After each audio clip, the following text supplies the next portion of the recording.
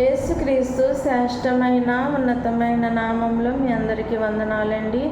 దేవాతి దేవుని మహాకృపను బట్టి ప్రతి ఒక్కరికి శుభాభివందనములు తెలియజేస్తూ ఉన్నాను. దేవాతి దేవుడు మీతోను నాతోను మాట్లాడుచున్న అంశము, నీ తల్లి యందు నీవు నిర్లక్ష్యాన్ని కలిగి ఉన్నావా అనే అంశం ద్వారా ఆయన ఇది నాన్న మనతో మాట్లాడుచున్నారు. మన తల్లిదండ్రుల యందు ఎటువంటి బాధ్యతను కలిగి ఉండాలి అనేది దేవాతి దేవుడి ఇది నాన్న తెలియజేస్తూ ఉన్నారండి. ఒకవేళ మన తల్లిదండ్రుల యందు మన నిర్లక్ష్యాన్ని కలిగి ఉన్నామేమో, మరి ఆ నిర్లక్ష్యాన్ని విడిచిపెట్టి తల్లిదండ్రుల్ని ప్రేమించే వారికి ఉండాలని దేవాతి దేవుడి దినాన్న మనకి తెలియజేస్తూ ఉన్నారు. అయితే సామెతల గ్రంథం 23వ అధ్యాయం 22వ వచనంలో రాయబడింది, నిన్ను కన్నిన నీ తండ్రి ఉపదేశమును మరువకము, నీ తల్లి ముదిమి యందు ఆమె నిర్లక్ష్యము చేయకుము అని మరి ఆ విషయం ద్వారా దేవతి దేవుడు మనతో మాట్లాడుచున్నారు. అవునండి, మన కన్న తల్లి ముదిమి యందు ఏం చేయకూడదంటండి, వారి నిర్లక్ష్యము చేయకూడదని దేవుని వాక్యం సెలవిస్తుంది. మనం చూస్తూ ఉంటున్నాం చాలామంది మరి ఈ యొక్క ముదిమి అందు మరి తల్లిదండ్రుని నిర్లక్ష్యము చేసి వృద్ధాశ్రమంలో అనాథాశ్రమంలో వాళ్ళని జాయిన్ చేస్తూ వాళ్ళు విడిచిపెట్టే బిడ్డలు ఎంతోమంది ఉన్నారండి. మరి ఆ విధంగా తల్లి అనుకుంటే ఒక బిడ్డకి జన్మ ఇవ్వగలుగుతుందండి. నా బిడ్డ నాకు భారం, నేను మొయ్యలేకపోతున్నాను, ఎంత వేదన పడుతూ నేను ఒక బిడ్డకి జన్మనివ్వాలని తల్లి అనుకున్నట్లయితే ఒక బిడ్డకి తల్లి జన్మనివ్వలేదండి. అలాంటి జన్మనిచ్చిన తల్లినే నిర్లక్ష్యము చేసి వృద్ధాశ్రమంలో చాలామంది జాయిన్ చేస్తూ ఉంటున్నారు. అలాంటి జీవితాన్ని ఎవరైనా జీవించినట్లయితే వాళ్ళు ముదిమి అందు వారు నిర్లక్ష్యం చేయకూడదని దేవాతి దేవుడి దినాన్ని మన హెచ్చరిస్తూ ఉన్నాడు. తల్లి ఒక బిడ్డకి జన్మనివ్వడానికి 9 నెలలు తన గర్భంలో మోస్తూ ఉంటుందండి. మరి ఆ యొక్క 9 నెలల్లో తనకి ఎంత ఇబ్బంది కలిగినా, మరి ఏమైనా చిన్న బాధ కలిగినా తన బిడ్డకి ఏమైపోతుందని ఆ తల్లి విలవిల్లాడిపోతూ ఉంటుందండి. మరి ఆ 9 నెలలు, మరి 9 నెలలో 10వ నెలలోనో మరి ఆమెకి నొప్పులు వచ్చినప్పుడు ఆమె ఎంత ప్రసవ వేదన చెందుతుంది. ఆ ప్రసవ వేదనలో కూడా మరి తన బిడ్డ క్షేమంగా ఉండాలని తల్లి ఆశపడుతూ ఉంటుంది. మరి కొంతమంది ఫ్రీగా డెలివరీ అవుతే కొంతమందికి ఆ సిజరింగ్ అనేది జరుగుతూ ఉంటుంది. ఆ సిజరింగ్ జరుగుతున్న సందర్భంలో ఒక్కొక్క సమయంలో మరి ఆ బిడ్డకి జన్మనిచ్చే ప్రాసెస్లో తల్లి ప్రాణాలు పోవచ్చు, లేకపోతే బిడ్డ ప్రాణాలు పోవచ్చు. డాక్టర్లు చెప్తారు ఎవరొకరు బ్రతుకుతారు, లేకపోతే మరి చాలా కష్టం డెలివరీ అన్నప్పుడు తల్లి ఏం చేస్తుందండి, తన ప్రాణాన్ని పోయినా కూడా తన బిడ్డకి జన్మనివ్వాలని ప్రతి తల్లి ఆశపడుతుంది.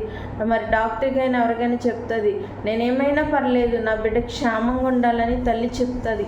అలాగూ తల్లి మనం ప్రేమిస్తుంది కాబట్టి మరి ఆ తల్లి ప్రేమని మనం మర్చిపోకుండా జీవించాలని, మరి వాళ్ళని ముదిమి అందు వాళ్ళని నిర్లక్ష్యం చేయకుండా వాళ్ళు ప్రేమగా చూసుకోవాలని మరి ఇది నా దేవాది దేవుడు తెలియజేస్తూ ఉన్నారు. మనం చూడండి, పుట్టినది మొదలుకొని మరియు గొప్ప స్థితిలో ఉంచడానికి కారణం మన తల్లిదండ్రులే. తల్లిదండ్రులు ఎంతో బాధ్యతగా బిడ్డల్ని పెంచుకుంటూ ఉంటారు. వాళ్ళ పట్ల కొన్ని ఆశలు కలిగి నా బిడ్డని ఎలాగో చదివించుకోవాలి, నా బిడ్డని నేను ఎలాగూ చూడాలని మరి వాళ్ళు కష్టపడుతున్న, కూలి పనికి వెళ్తున్న, ఏ పరిస్థితిలో ఉన్నా కూడా వాళ్ళ బిడ్డలు గొప్పగా ఉండాలి, మేము జీవించినట్లుగా మా బిడ్డలు ఉండకూడదని తల్లిదండ్రులు ఆశపడి వాళ్ళని పెంచుకుంటూ ఉంటారండి. అలాగూ పెంచి వాళ్ళని ఉన్నతమైన స్థితిలో నిలబెట్టి మరి వాళ్ళు ఉద్యోగాలు వచ్చి ఒక పొజిషన్లో ఉండి వాళ్ళకి వివాహాలు చేసిన తర్వాత మరి వాళ్ళు ఏం చేస్తున్నారండి, తల్లిదండ్రుని నిర్లక్ష్యము చేసి వాళ్ళని విడిచిపెట్టి మరి వృద్ధాశ్రమంలో విడిచిపెట్టేస్తున్నారు. తల్లి నేను ఒక బిడ్డకి జన్మని ఎందుకు ఇవ్వాలి, నేను ఎందుకు ఎంత వేదన చెందాలంటే నీవు నేను ఈ భూమి మీద ఉండమండి. అలాంటి తల్లి ప్రేమను మనం అర్థం చేసుకునే వారికి ఉండాలి. మరి తల్లి ఎంత ప్రేమ చూపిస్తుందంటే మరి మన కష్టం వచ్చినా బాధ వచ్చినా కూడా మనం తల్లికి చెప్పుకొని బాధపడుతూ ఉంటాము. తల్లి మన బాధ తన కడుపులో మోస్తూ ఉంటుందండి.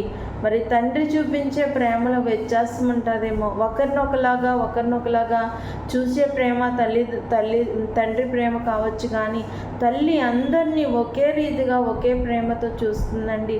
మరి తల్లి బ్రతికున్నంత వరకు తల్లి విలువ ఎవరికి తెలియదండి. తల్లి చనిపోయిన తర్వాత ఆమె విలువ చాలామందికి తెలుస్తూ ఉంటుంది. తల్లి చాలా బిడ్డల్ని ప్రేమిస్తూ ఉంటుంది. నా బిడ్డలు ఇలాగా మంచి పొజిషన్లో ఉండాలి, నా బిడ్డలు ఎలా ఉండాలి, మేము బ్రతికిన బ్రతుకు వాళ్ళు బ్రతకూడదు, వాళ్ళు ఉన్నతంగా ఉండాలని తల్లి ఆశపడుతూ ఉంటుంది. తను బాధపడుతున్న తన బిడ్డలు సంతోషంగా ఉండాలని కోరుకునేదే తల్లి ప్రేమ అండి. అలాంటి ప్రేమని మరి ఈ దినాన్ని నువ్వు నిర్లక్ష్యం చేసేవారుగా ఉన్నారేమో. ఒకసారి మరి నా 2 చేతులు జోడించి మిమ్మల్ని ప్రాధేయపడుచున్నానండి. తల్లిదండ్రుల్ని మరి బాధ పెట్టకుండా తల్లిదండ్రులను ప్రేమించేవారుగా ఉండాలని దినాన్న మీకు తెలియజేస్తూ ఉన్నాను. ఎందుకంటే తల్లిని పోగొట్టుకున్న వారికి ఆ బాధ ఏంటనేది తెలుస్తూ ఉంటుంది. అలాంటి బాధలోనే నేను ఉన్నానండి. నా తల్లి ఈ దినాన్న నాతో లేదు. ఎందుకంటే నా తల్లి చిన్న వయసులోనే దేవుని పిలుపొందుకొని ఆమె వెళ్ళిపోయింది. కానీ మరి తల్లి ఏదైనా కష్టం వచ్చిందనుకోండి, అది ఎవరికి చెప్పుకోగలుగుతామో మనము? మన స్నేహితులకి చెప్పుకోలేకపోవచ్చు, మన తండ్రికి చెప్పుకోలేవచ్చు. కొన్ని సందర్భాల్లో మరి ఎవరికి చెప్పుకోలేని ఎవరికి చెప్పుకుంటామండి? మన తల్లికి చెప్పుకుంటూ ఉంటాం. తల్లి ఒడిలో మరి తలపెట్టుకుని మన కష్టాన్ని మనం చెప్పుకుంటూ ఉంటాం. తల్లి మరి తన బిడ్డలు ఏది చెప్పినా ఏది చేసినా తప్పు చేసినా కూడా కడుపులో పెట్టుకుని కాపాడుతూ ఉంటుంది తల్లి. అలాంటి తల్లిని మీరు నిర్లక్ష్యము చేయకూడదని మరి దినాన్న దేవాది దేవుడు తెలియజేస్తూ ఉన్నారు. చాలామంది తల్లిదండ్రుల్ని నిర్లక్ష్యం చేస్తూ ఉన్నారండి. మరి అలాంటి నిర్లక్ష్య భావాన్ని కలిగి ఉండకూడదని మరి ఈ దినాన్న ఆయన తెలియజేస్తూ ఉన్నారు. చాలామంది యవన బిడ్డలు మరి వాళ్ళ తల్లిదండ్రులను నిర్లక్ష్యం చేస్తూ ఉన్నారు. ఎందుకంటే భయంకరంగా డ్రగ్స్ అని గంజాయిని వాటి బానిసలు అయిపోతూ వాళ్ళ తల్లిని కొడుతున్నారో చంపుచున్నారో కూడా తెలియని మరి భయంకరమైన మూర్ఖమైన స్థితిలోనికి వాళ్ళు వెళ్ళిపోతూ ఉంటున్నారు. అలాంటి వారు మరి దేవుని తెలుసుకుని తల్లి ప్రేమ తెలుసుకుని నడుచుకోవాలని ఆయన ఈ దినాన్న సెలవిస్తున్నాడు. తల్లి చాలా ప్రాముఖ్యమైనదండి మన యొక్క జీవితంలో. ఆ తల్లి ప్రేమను మనం కోల్పోయామనుకుంటే మరి ఎక్కడ తల్లి ప్రేమ దొరకదండి. మనం అనుకుంటాం కదా, మన తల్లి దూరం అయితేనే ఆ యొక్క బాధ మనకి తెలుస్తూ ఉంటుంది. ఎందుకంటే తల్లికి తోబుట్టువులు అంటారు, వాళ్ళు తల్లి ప్రేమను అందించలేరండి. తల్లి ప్రేమ తల్లి మాత్రమే అందించగలదు. అలాంటి తల్లిని ఎప్పుడు దూరం చేసుకోకుండా ఉండాలంటే మన తల్లిదండ్రులు మనం ప్రేమించేవారిగా ఉండాలి. వాళ్ళ ముదిమి అందు మనము వాళ్ళని కంటికి రెప్పలా కాపాడుకునేవారిగా ఉండాలి. ఆ తల్లి ఈ లోకంలో మరి బ్రతికినంత కాలము కూడా మమ్మల్ని ఎంతగానో మా అమ్మ ప్రేమించిందండి. మా కోసం ఆమె ఎప్పుడూ కష్టపడతానే ఉన్నది. తల్లిలా కాకుండా ఒక మంచి స్నేహితురాల్లా బిడ్డలతో కలిసి ఉండిపోయే తల్లి మా తల్లి. అలాంటి తల్లిని దినాన్న మేము పోగొట్టుకున్నామంటే మాకు చాలా బాధ. అలాగా చాలామంది మరి వాళ్ళ తల్లిదండ్రులు పోగొట్టుకుని బాధపడేవారు చాలామంది ఉంటారు. కాబట్టి తల్లి ప్రేమ తెలిసిన ప్రతి ఒక్కరూ ఆ తల్లిని నిర్లక్ష్యం చేయకుండా తల్లిని ప్రేమించేవారుగా ఉండాలని దేవాతి దేవుడు ఇది నాన్న తెలియజేస్తూ ఉన్నారు. మనకి ఒక రూపాన్ని ఇచ్చింది తల్లి. మరి ఆ తల్లి గర్భంలో వచ్చే తల్లిని కడుపు మీదే మనం తన్నేవారిగా ఉంటే ఆ తల్లికి ఎంత బాధో కదండి. అందుకనే మనం ముదిమేందు ఆ నిర్లక్ష్యము చేయకుండా వాళ్ళని ప్రేమించి వాళ్ళకి ఏది అవసరమో అది చూసుకునేవారు ఉండాలి.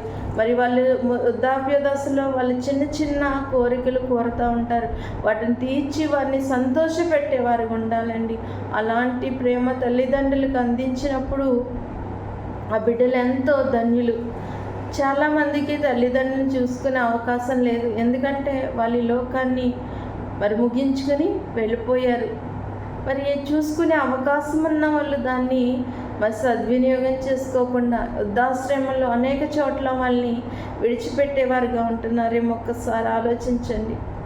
తల్లి మన యొక్క జీవితంలో చాలా ప్రాముఖ్యమైనది. తల్లికి చెప్పుకునే బాధపడే బాధ మనం ఎవరికి చెప్పుకోలేం కదండి. తండ్రి ఉన్నా కానీ తండ్రికి కొన్ని సందర్భాలను ఏమీ చెప్పుకోలేము. తండ్రి ప్రేమలో వ్యత్యాసం కంపల్సరీ ఉంటుందండి.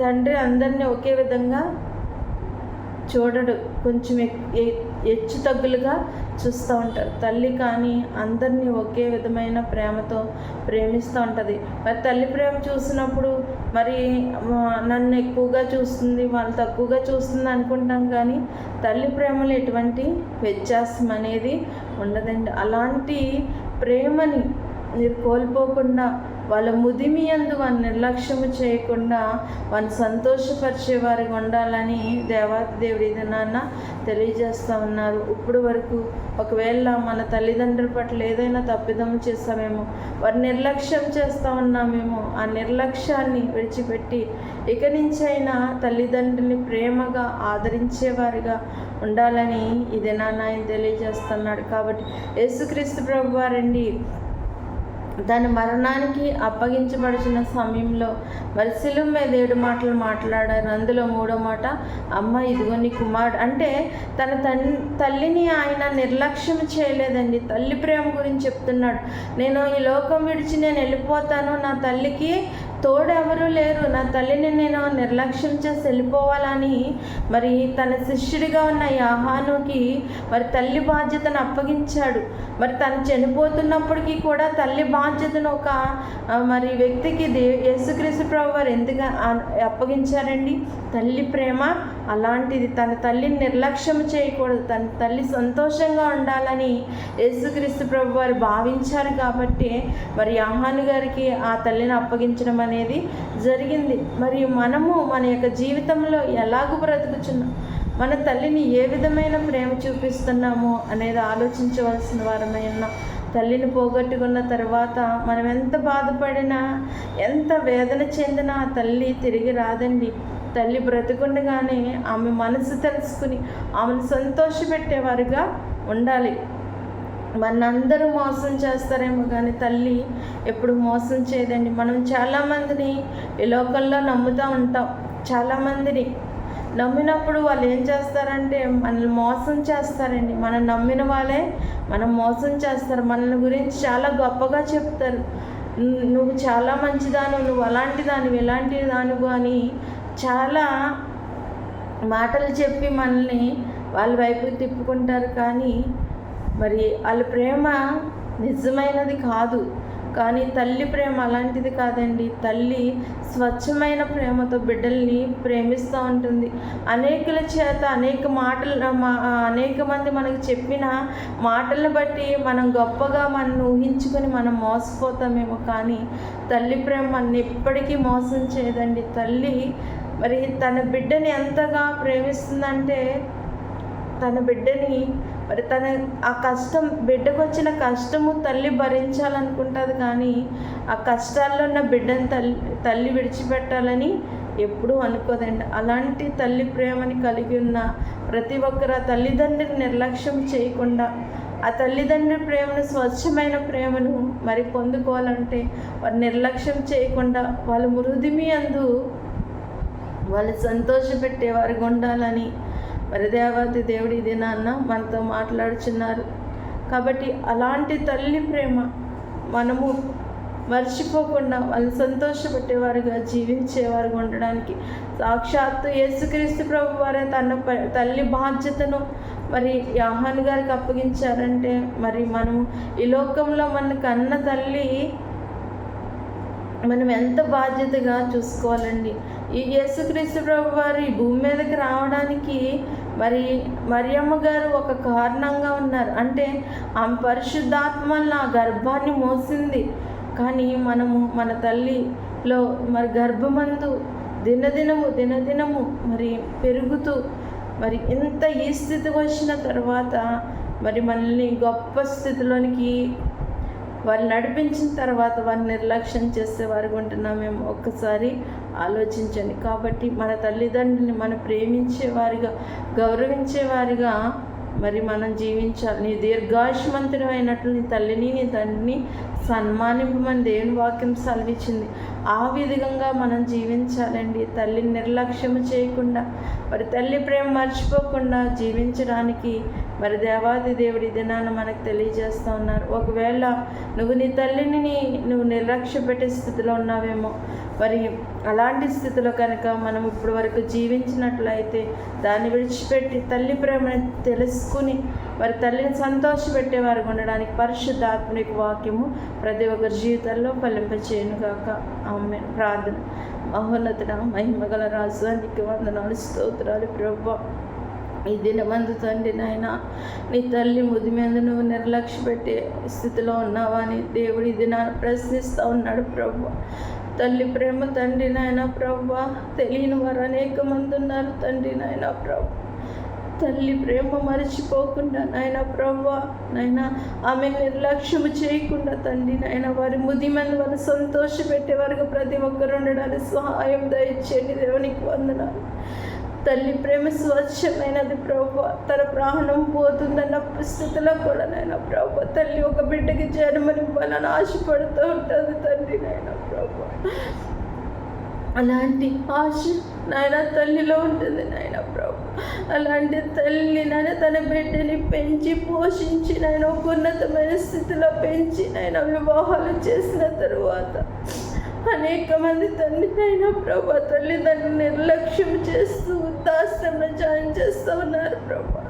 అలాంటి స్థితిలో ఎవరైనా మార్చండి దేవా. నాయన తల్లిదండ్రులు మృతి మీ అందు వాళ్ళు సంతోషపెట్టేవారుగా సహాయం దయచేయండి అయ్యా. నీ కృప చూపించండి దేవా. నాయన ప్రభు తల్లిదండ్రుల ప్రేమను నాయన ప్రభు నిర్లక్ష్యం చేయకుండా నాయన వాళ్ళు ప్రేమించి నాయన ప్రభు నాయన అముది మీ అందు వారికి ఏవైతే కోరికలు ఉన్నావో తండ్రి వాళ్ళు తీర్చే వరకు ఉండడానికి సహాయం దయచేయండి. తల్లి ప్రేమ ప్రతి ఒక్కరు గ్రహించుకుని కృప దయచేయమని ప్రభువా నాయన చిన్న ప్రార్థన దేని ప్రార్థిస్తాన్ని దానం చేర్చుకోమని నజరేయుని యేసు నామములో అడుగుచున్నాం తండ్రి. ఆమేన్. అందరికీ వందనాలు.